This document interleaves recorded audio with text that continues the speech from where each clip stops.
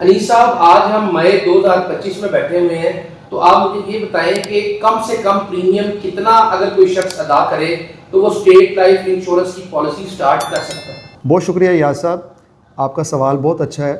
اور یہ اکثر لوگ جو ہیں اس حوالے سے پوچھتے ہیں۔ مجھے یاد پڑتا ہے جب میں نے اسٹیٹ لائف کو سال 2010 میں جوائن کیا تھا تو اس وقت کم سے کم پریمیم جو تھا وہ 3,000 روپے سالانہ تھا، یعنی کہ 3,000 روپیہ سالانہ اگر کوئی دے سکتا تھا تو وہ پالیسی لے سکتا تھا۔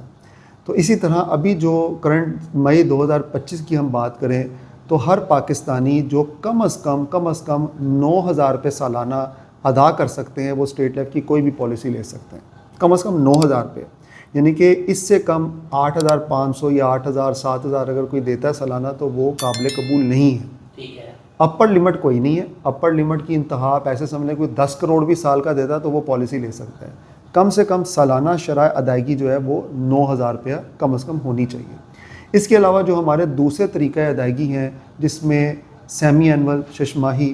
اور پھر سہ ماہی کوارٹرلی بیسس پہ یا پھر منتھلی بیسس پہ اگر کوئی ادائیگی کرنا چاہتا ہے تو اس کی کم سے کم شرح جو ہے نا وہ 7,500 روپے ہے،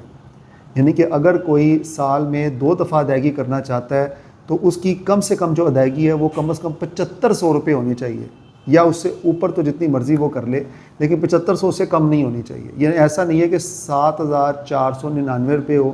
تو بالکل ایسا نہیں ہے، اس کی پالیسی قابل قبول نہیں ہوگی۔ کم از کم 7,500 روپیہ سیمی اینولی یا کوارٹرلی یا منتھلی اس کی ادائیگی ہوگی تو پھر وہ پالیسی اس کی ڈفرینٹ موڈز کے تحت چل سکے گی۔